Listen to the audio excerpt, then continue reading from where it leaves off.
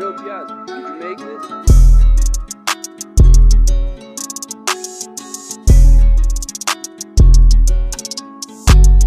Olá pessoal, tudo bem?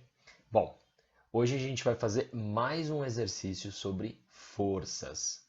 Mais um exercício sobre diagrama de forças. Bom, a gente vai tentar entender melhor como utilizar os vetores para representar essas forças e depois calcular o valor de todas as forças envolvidas nessa situação. Vamos lá?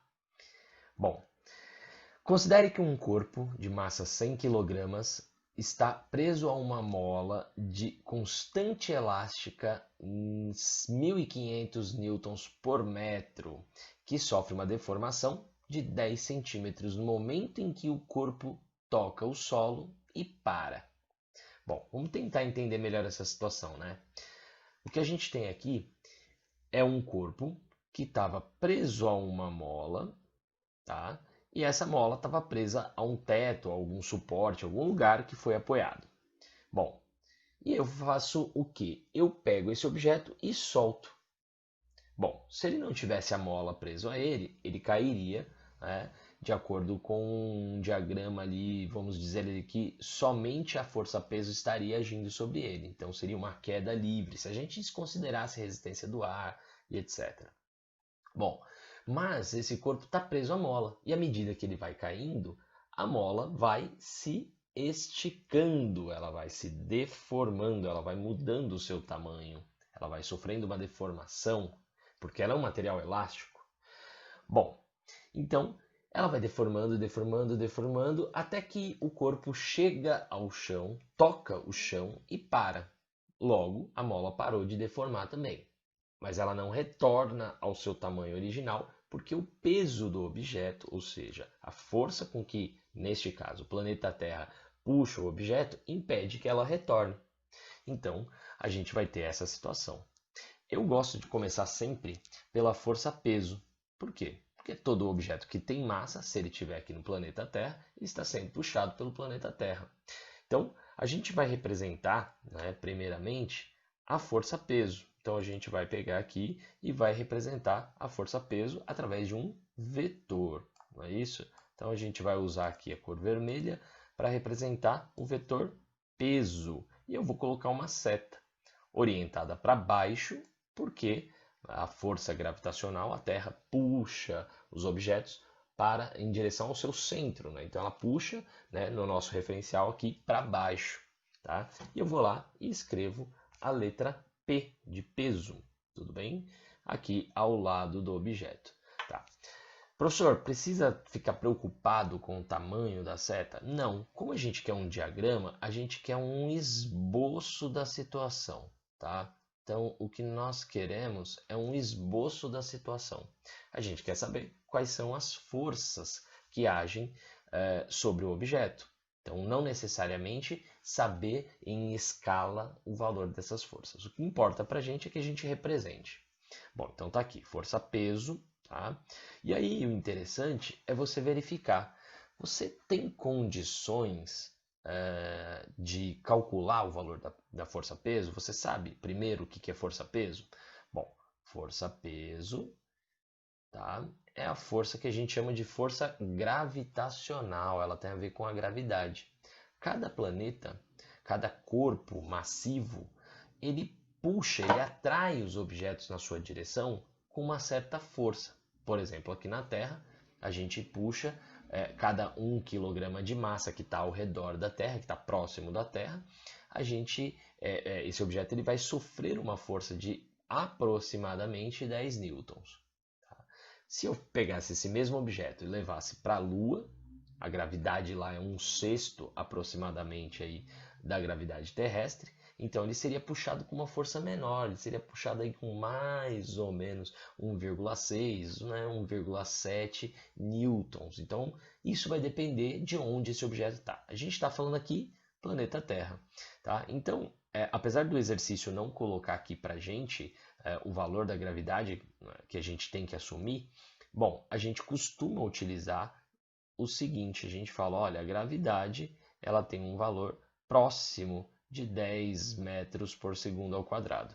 Tá? Isso significa, né, a mesma coisa, dizer que 10 metros por segundo a cada segundo. Ou seja, se esse objeto estivesse em queda livre, ou seja, somente a força peso, somente a força gravitacional agindo sobre ele, ele ia começar a cair e a velocidade dele, devido a essa força, ia aumentar o seu valor em 10 em 10, de 10 em 10, ou seja, 10 metros por segundo a cada segundo. Então, estava paradinho, depois de um segundo já vai ter atingido uma velocidade de 10 metros por segundo, depois 20, 30 e assim sucessivamente. Tá? Então, geralmente, quando o exercício não põe, é que ele está assumindo esse valor. Tá? Na verdade, o valor mais próximo é 9,8, alguma coisa próximo disso, mas para a gente quer ter uma noção do problema. Então, a gente não precisa de uma exatidão tão grande assim, né? Porque a gente só quer fazer um esboço da situação, quer ter uma ideia de qual seria a resolução desse problema. Bom, então, e como que eu calculo isso? Bom, isso vai ser calculado da seguinte maneira. O peso, ele é o resultado da ação da massa multiplicado pelo valor da gravidade, ou seja, o produto, olha a palavrinha produto, tá? Produto é uma multiplicação entre dois termos aqui. Então, a massa, que tem a ver com a quantidade de matéria desse cara, que é de 100 kg. É importante observar que esse valor já está no Sistema Internacional de Medidas. Ou seja, quando eu fizer o cálculo com este valor, eu vou ter já o objeto aqui, vai ter o peso dele representado em newtons, no Sistema Internacional, que é o que a gente quer. Bom, se tivesse em gramas, por exemplo, que é possível, né, muitos exercícios cobram isso, eu teria que fazer uma conversão. Né? Então, eu deveria fazer o correspondente de 100 gramas, por exemplo, se fosse 100 gramas, em quilogramas. Então, nesse caso, não vai precisar, eu só vou por aqui, ó, 100 vezes o valor da gravidade, que a gente está assumindo aqui que o valor é 10. Isso significa que a Terra está puxando esse objeto com uma força de 1000 newtons. Está puxando ele com 1000 newtons para baixo, tudo bem? Bom, aí você vai falar, tá, professor, mas tem alguém que está impedindo, né? Tem alguém que está impedindo essa ação, que ele, né, tentando segurar esse cara, né? Quem que está fazendo isso? Quem está fazendo isso é uma mola, tá? Essa mola, então a mola aqui é um material elástico. Ela tem uma deformação, ela sofre uma deformação, tá? E nesse caso, a gente diz que a força que a mola faz é sempre uma força restauradora. Por que restauradora? Porque ela sempre tenta voltar à sua configuração original. Então ela possuía um tamanho, à medida que o peso, né, desse objeto puxou, forçou ela a se deformar, ela tenta fazer uma força para tentar restituir, ou seja, né, tentar voltar ao seu tamanho original, o seu tamanho que era padrão ali, o tamanho dela. Bom, e essa força, então, né, a mola estará puxando o objeto, ela estará puxando o objeto para onde? Para cima. Então, essa mola vai fazer uma força para cima. Eu não sei o valor também, eu não sei se ela é maior, se ela é menor, se ela é bem pequenininha, se ela é muito grande. Isso a gente já vai ver, mas eu vou deixar representado aqui, por enquanto, num tamanho qualquer aqui. E eu sei que ela está apontando verticalmente para cima, porque a mola foi esticada, então ela tenta restaurar, ela tenta fazer uma força, né, contrária ali à forma como ela foi solicitada. Tá? Então eu vou colocar aqui essa força e vou calcular o valor da força elástica. Bom, a força elástica que eu estou representando aqui em verde, né? A força elástica, ela depende de dois fatores, tá? Depende do tipo de material que foi utilizado para construir essa mola, e também depende do quanto que ela é deformada, ou seja, quanto que ela é distendida, quanto que ela é forçada ali, né? Vamos dizer, a mudar o seu tamanho.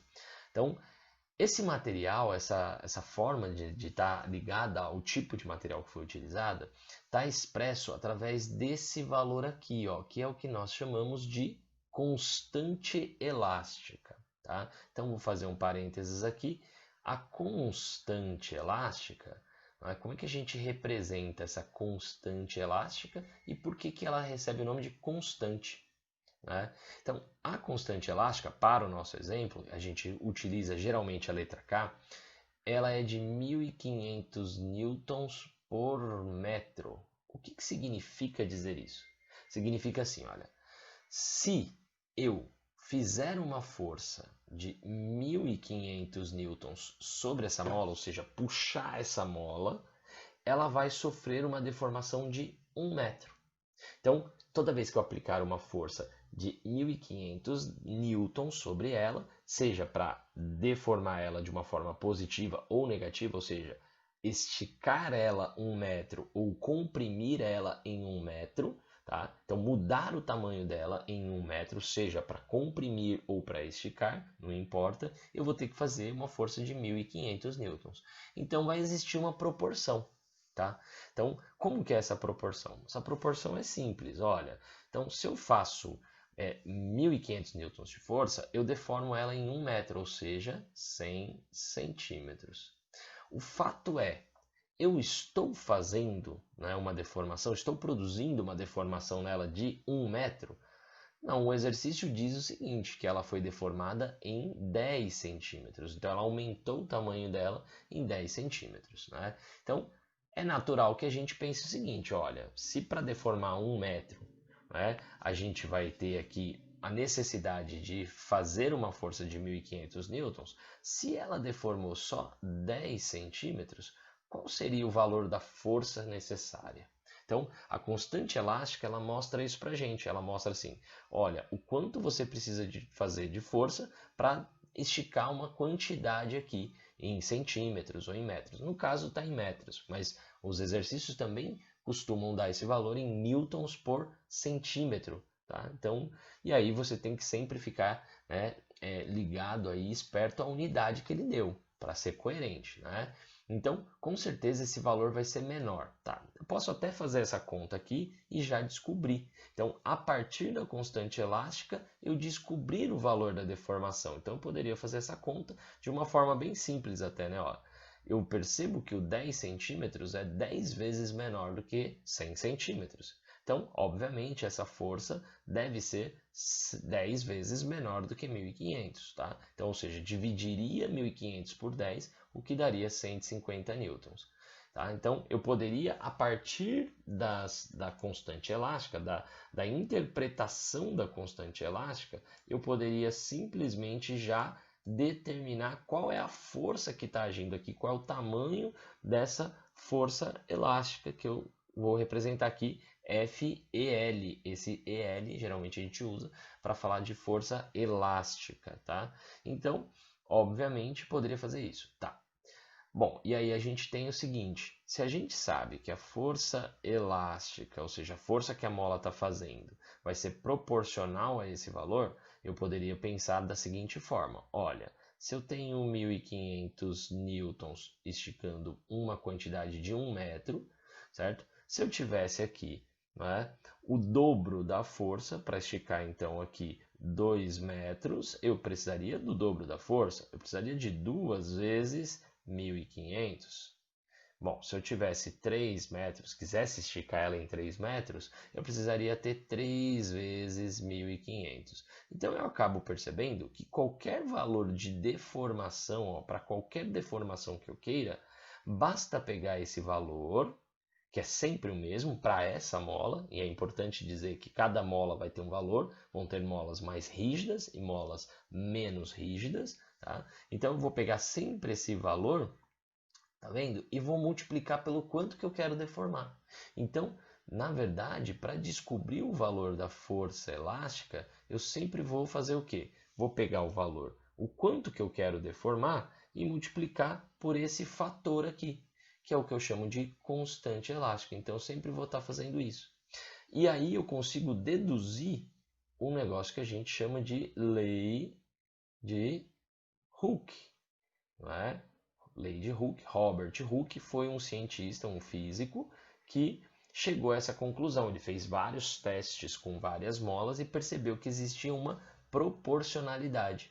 Ou seja, quando eu quero aqui, quando eu pego e quero falar o seguinte, olha, ela, quando tem uma deformação de 1 metro, ela precisou ser puxada com, né, aplicar uma força nela de 1.500 newtons. Aí, se eu quero o dobro, né, se eu quero o dobro aqui, se eu quero o dobro, tá, de deformação, eu tenho que fazer, né, o dobro de força. Então, eu quero o dobro de deformação, tenho que fazer o dobro de força.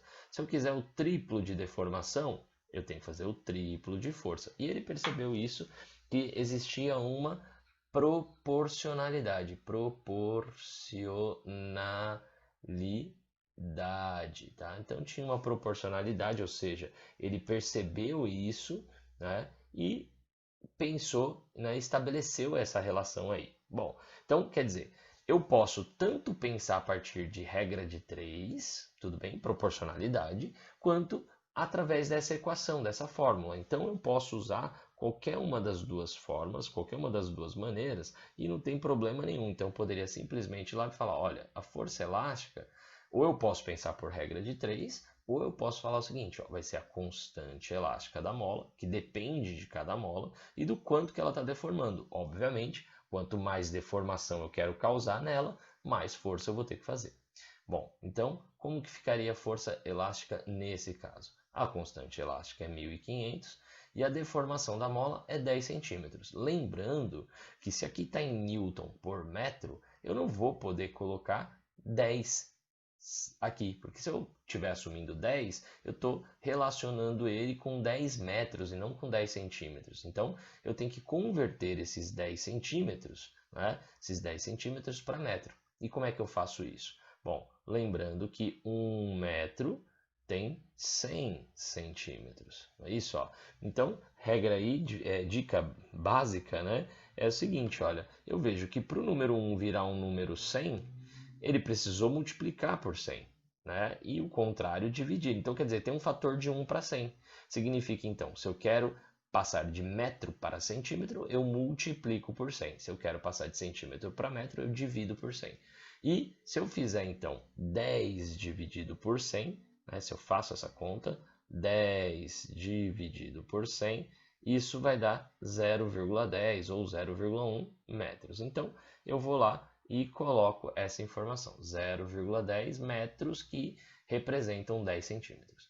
Né? E quando eu faço essa multiplicação, eu vou obter, obviamente, o mesmo valor, 150 newtons.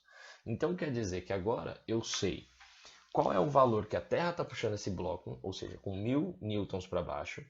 Sei que essa mola está resistindo a essa ação, está fazendo uma força de 150 newtons, então até posso, né, aqui deixar um pouquinho menor, só para ficar mais fácil de vocês entenderem, né? Não vai estar necessariamente em escala, mas vai ajudar um pouquinho a gente a entender melhor, né, a representar de uma forma um pouco mais fiel para essa situação, tá? Mas não se preocupem a princípio com isso, porque o que eu quero é um esboço, tudo bem? Então, olha, fazer o diagrama das forças que agem sobre o corpo. Então, olha, então já sei aqui que existem duas forças. E aí eu penso em outros tipos de força, né? Por exemplo, sobre o corpo, eu poderia dizer que existe uma outra força. Qual? A força normal.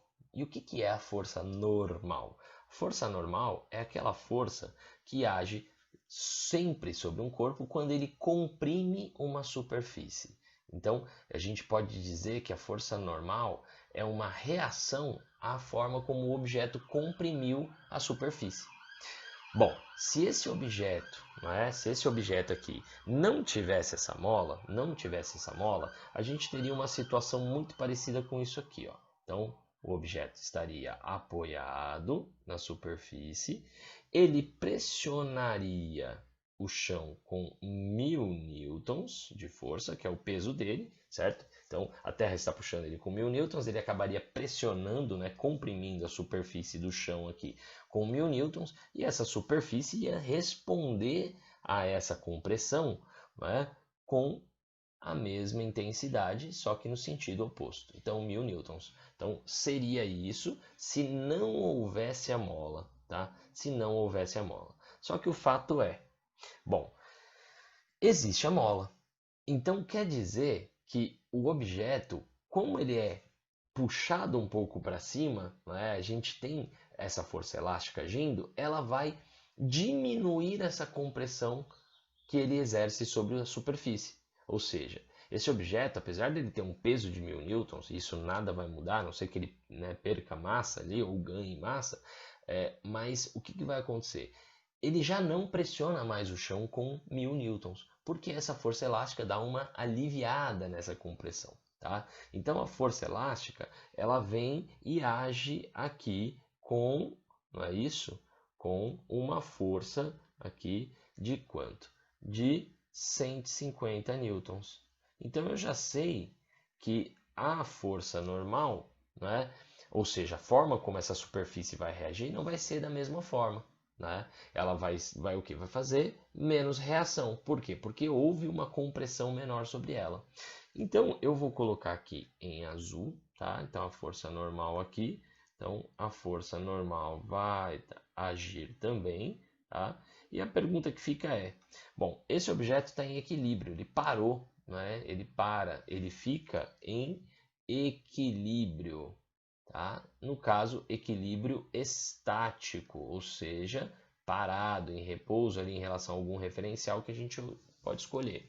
Bom, então a minha pergunta é: apesar da fórmula da força normal não ter uma fórmula para a gente calcular, não existe uma fórmula, olha, que nem peso, massa vezes gravidade. Não, não tem. Eu tenho que analisar a situação. Eu consigo descobrir o valor dessa força normal. Por quê? Porque eu sei que eu tenho 3 vetores envolvidos aqui, eu tenho 3 forças envolvidas, não é isso? Tenho 3 forças envolvidas, 2 apontam para cima e uma aponta para baixo. E se ela está em equilíbrio, significa que a força resultante é zero. Significa dizer que esta força aqui, a força normal, ou seja, a força que a superfície exerce sobre o objeto, né, que eu vou chamar de normal, a gente representa pela letra N, aliada à força elástica, as duas juntas devem, né, contrapor o peso. E elas não podem nem ser maiores, somadas não pode ser nem maior, essa soma não pode ser maior do que o peso, e nem o contrário, nem o peso ser maior do que a soma dessas duas forças. Porque se o objeto está em equilíbrio, ele não está nem subindo e nem descendo. Então ele não está, né, nenhum dos lados está ganhando aí, né? Então, o que eu vou fazer? Bom, eu vou equacionar isso, tá? Então eu vou pegar esses dois vetores e falar, olha, se eu somar a força normal mais a força elástica, a soma desses dois vetores deve dar numericamente o mesmo valor da força-peso. Lembrando que a gente está trabalhando com vetores, né? Então é muito importante, né, falar, ó, isso aqui são valores, representam valores dessas forças. Né? Então, numericamente, essa soma tem que ser igual a esse valor. Então, a gente vai dizer que se a normal, né, é a soma, desculpa, é normal mais a força elástica é a soma do peso, e eu sei que a força elástica é 150 e o peso é 1000, basta a gente fazer uma subtração e falar, olha, quanto que falta para chegarmos aqui, ó, que número somado a 150 dá 1000. Então, se eu passar esse cara para o outro lado, né, na verdade, tirar 150 unidades dos dois lados, a gente vai perceber que eu vou chegar num ponto aqui onde a normal ela vale, então, né, 850 newtons. Tá?